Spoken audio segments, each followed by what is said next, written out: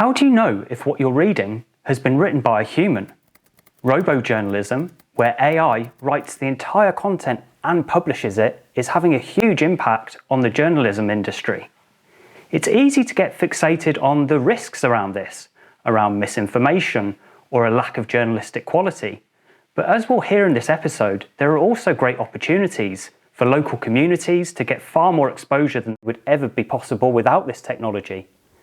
We interviewed two experts, Cecilia and Mikael, who share their experiences of how automation is impacting the journalism industry, what readers' attitudes are to this, and what we can expect in the future.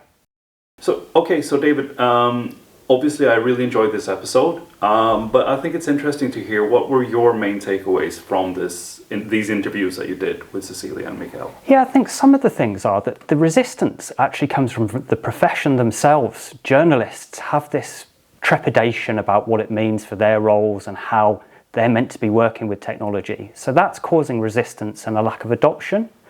The readers, the consumers, they're quite happy that it opens up new potential content that couldn't otherwise be covered. And often they don't really mind or notice that it's written by an AI. So it's an example of where automation is facing resistance because of the people working in it more than the use cases it can potentially enable. You can find the podcast on Spotify, Apple Podcasts, or any of the main podcast players. We're also on YouTube, and we also put up some extra content onto YouTube where we discuss the episodes in more detail.